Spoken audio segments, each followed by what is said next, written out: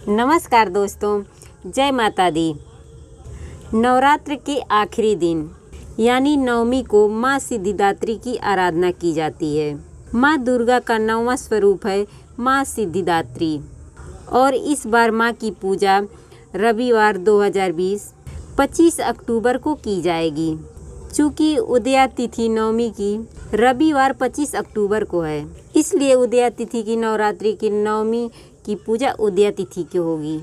भगवान शिव भी माँ सिद्धिदात्री की कृपा से ही 8 सिद्धियों को प्राप्त किए थे और इन सिद्धियों में अनिमा, गरिमा, महिमा, लघिमा, प्राप्ति, प्राकम्य, ईशित्व और वशित्व आदि शामिल है। तो माता की वजह से ही शंकर भगवान को अर्धनारीश्वर का नाम मिला, क्योंकि माँ सिद्धिदात्री के कारण ही शिव जी का आधा शरीर देवी का बना।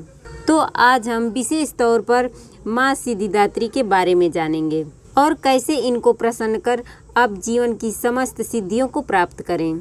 माँ कमल पर विराजमान हैं। 4 भुजाओं वाली माँ सिद्धिदात्री लाल साड़ी में विराजित हैं।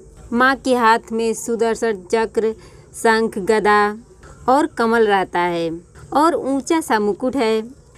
चेहरे पर मंद मंद मुस्कान ही माँ सिद्धिदात्री की पहचान है। कैसे करेंगे पूजा? देखिए सबसे पहले माँ के सामने आपको एक घी का दिया जलाना है। चौमुखा दिया जलाने का इस दिन विधान है।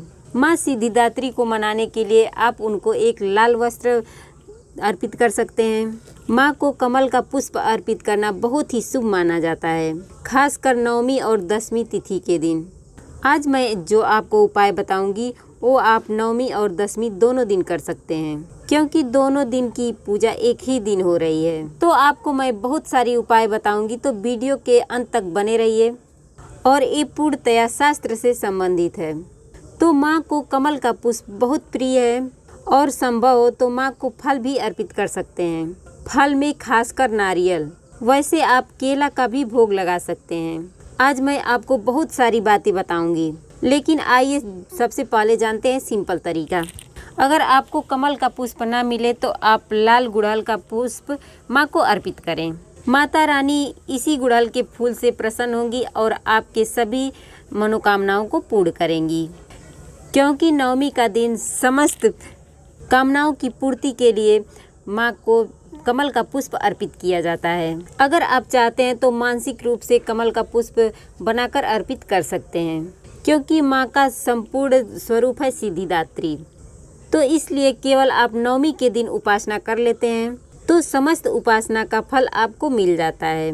तो इस तरीके से शक्ति पूजा नवमी को ही की जाती है। शक्ति पूजा का मतलब होता है हथियार की पूजा। अब सबके पास तो हथियार है नहीं, लेकिन कलम सबसे बड़ा हथियार होता है। आप जॉब करते हैं, आप व्यवसायी हैं, आप स्टूडेंट हैं, आप हर काम के लिए पेन का यूज करते हैं, तो पेन की पूजा करें। माँ सिद्धिदात्री के सामने अपने कलम को रखें और उस पे मौली धागा बांधिए और माँ को अर्पित करिए और फिर उसी कलम को आप यूज करिए। यकीन मानिए आपका बिजनेस, आपका जॉब, आपकी पढ़ाई बहुत अच्छी चलेगी और कलम की ताकत बढ़ेगी। नवरात्र के इस नवमी 10वीं पर विशेष प्रयोग किए जाते हैं। अपनी मन्नत को मांगने के लिए, अपनी मन्नत को पूरा करवाने के लिए आप किसी भी पास के माँ दुर्गा के मंदिर में जाएं। लाल धागा आप वहाँ के पाए में बांध दें, अपनी मनोकामना को बोलते हुए। कुछ ही दिनों में आपकी समस्त मनोकामनाएं पूर्ण हो जाएंगी। तो माँ दुर्गा का मंत्र है ओम ह्रीं दुर्गाय नमः, ओम ह्रीं दुर्गाय नमः। इस मंत्र का जप आप 108 बार कर सकते हैं। माँ को कम से कम 9 कमल के पुष्प को अर्पित करने का विधान है, लेकिन अगर आपके पास एक ही कमल का पुष्प है तो आप उसको 9 बार अर्पित करें। इसको उठाकर हल्का सा जल छिड़के और फिर अर्पित करें। इस तरीके से आप 9 बार अर्पित कर सकते हैं, तो 9 कमल के पुष्प का फल आपको मिल जाएगा। समस्त ग्रहों की शांति के लिए विशेष उपाय किए जाते हैं। क्या करेंगे? सबसे पहले माँ के सामने चौमुखा दिया जलाएं। ये उपाय आप कभी भी कर सकते हैं। अब माँ को समस्त ग्रहों की शांति के लिए 9 तरह की चीज़ अर्पित की जाती है और ये सब कुछ आपके घर में होगा, यकीन मानिए। क्या करें? सबसे पहले आप माँ को मिश्री अर्पित करें। एक प्लेट रखें माँ के पास, उसमें थोड़ा सा मिश्री अर्पित करें, फिर थोड़ा सा गुड़ अर्पित करें, फिर हरी सौंफ अर्पित करें, फिर केला अर्पित करें। इसके बाद थोड़ा सा दही अर्पित करें। फिर थोड़ा सा देसी घी अर्पित करें। इसके बाद पान का पत्ता अर्पित करें। फिर सभी चीज़ों को अर्पित करने के बाद आप माँ से निगेटिव ग्रहों को शांत करने के लिए प्रार्थना करें। यकीन मानिए ये आपके लिए बहुत ही अच्छा रहेगा। वैसे तो इस दिन एक और प्रयोग किए जाते हैं। अगर आपको लगता है कि आपके घर में बहुत निगेटिव एनर्जी भर गई है, आपके घर में झगड़े लड़ाई होते रहते हैं, कोई किसी से प्रेम नहीं करता, जैसे लगता है कि सब बस दिन काट रहे हैं, यदि ऐसा आपको लगे तब आप माँ को एक तांबे का सिक्का अर्पित करें या आप एक तांबे का छल्ला अर्पित करें, जो आपको मार्केट में आसानी से मिल जाएगा। अर्पित करने के बाद आप लाल धागे के सहारे अपने घर के दरवाजे पर बांध दें। आप लोगों में प्रेम बढ़ेगा। देखिए, ये जब छल्ला आप घर के दरवाजे पर बांधिएगा तो उस समय आप हनुमान चालीसा पढ़िएगा। हनुमान चालीसा पढ़ते हुए बांधिए, सब कष्टों से मुक्ति मिलेगी। और सिर्फ ये 9वीं और 10वीं तिथि को ही ये उपाय किए जाते हैं पूरे साल में। श्रृंगार की वस्तुएं तो आपने माँ को अर्पित किए ही होंगे, अगर नहीं किए हैं तो सिंदूर ज़रूर अर्पित करें। और इस सिंदूर को अर्पित करने के बाद आप जो डेली यूज करती हैं सिंदूर, उसमें थोड़ा सा प्रसाद के रूप में डाल दें। माँ का आशीर्वाद समझकर आपकी पति की उम्र लंबी होगी। माँ को नारियल भी चढ़ाया जाता है, क्योंकि 10वीं तिथि को नारियल फोड़ने का विधान है। पूरे परिवार के साथ माँ के मंदिर में जाएं, नारियल माँ को अर्पित करें और फोड़ें और थोड़ा सा प्रसाद के रूप में ले आइए।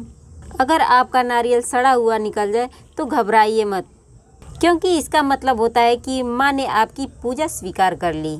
अगर उसमें गजूर निकल जाए तो इसका मतलब है कि आपके परिवार में सदस्यों की संख्या में बढ़ोतरी होगी, आपके घर में संतान आएगी। और जब आप माँ को पान का पत्ता अर्पित कीजिएगा तो माँ से कहिएगा कि जीवन के हर कष्ट को माँ दूर करें। वैसे आप चाहें तो पान का बीड़ा भी अर्पित कर सकते हैं। तो ये छोटा छोटा उपाय है, इसको बड़ी आसानी से आप कर सकते हैं और अपनी सारी मनोकामनाओं की पूर्ति कर सकते हैं। और इस दिन महासरस्वती की भी उपासना की जाती है। माँ सिद्धिदात्री की जब आप आराधना करेंगे, एक बात याद रखें, पास के किसी भी मंदिर में जाएं, अगर आपको कमल का पुष्प मिल जाए वहाँ पर माँ को अर्पित किया हुआ, तो पुष्प को प्रेम से ले आइए और उसको थोड़ा सा सूखने दें। फिर उसको लाल वस्त्र में लपेटकर अपने पास सुरक्षित रख लें। चढ़ाया हुआ कमल पुष्प, आप यकीन मानिए पूरे साल आपकी हर तरह की परेशानियों से सुरक्षा होगी। वैसे 9वीं और 10वीं तिथि को निर्धनों को भोजन कराने का विधान है, तो उनको कुछ खाने पीने की वस्तु दें और फिर खाएं। आप देखिएगा आपको कभी भी जीवन में अन्न धन की कमी नहीं होगी। चूँकि 9वीं तिथि को आपने जो कलश की स्थापना की है, तो जब आप हटाइएगा दशहरा के दिन, बहुत लोगों का सवाल रहता है कि कलश का नारियल क्या करें, कलश का जल क्या करें।